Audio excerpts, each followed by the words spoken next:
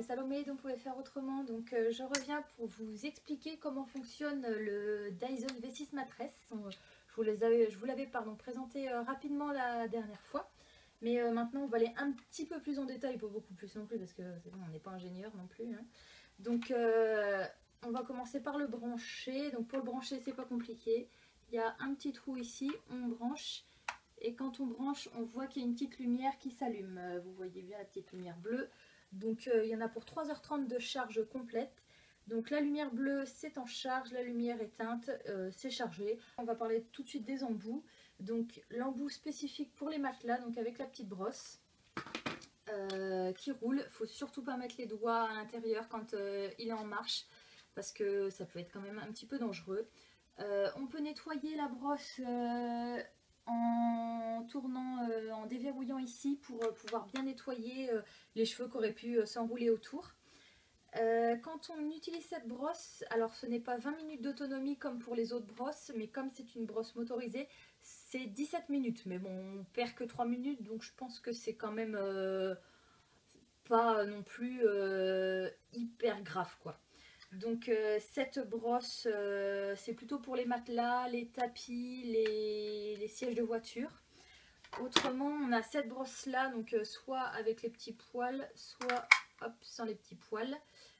Donc celle-ci, quand on l'utilise, c'est 20 minutes et c'est plutôt pour, je sais pas trop, les petites étagères, les meubles ou les trucs comme ça. J'ai pas trop compris encore.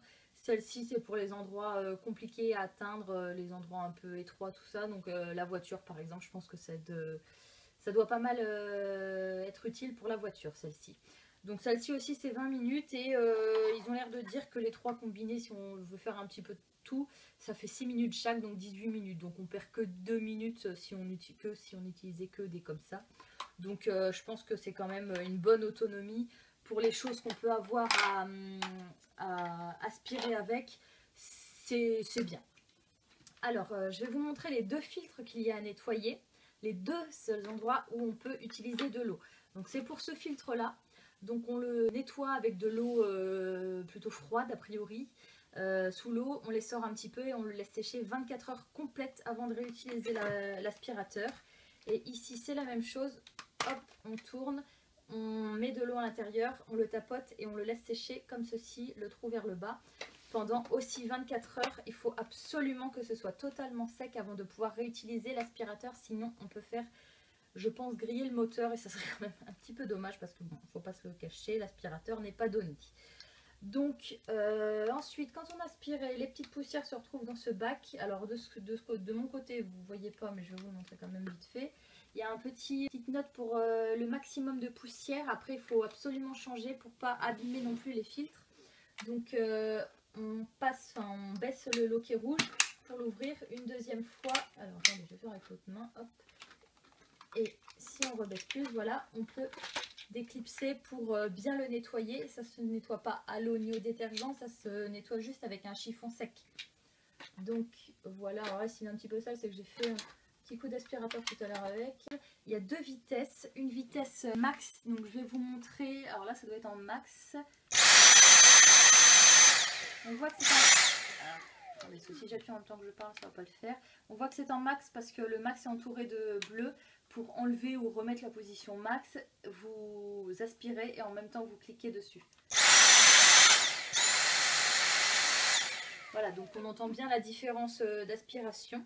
Donc c'est vrai qu'il fait un petit peu de bruit, il est un peu... C'est pas pour faire non plus l'aspirateur de toute la maison, je pense pas que ce soit plus gênant que ça. Bon, peut-être pas le faire quand le bébé dort, mais sinon je pense que c'est quand même supportable comme bruit, c'est pas non plus hyper gênant.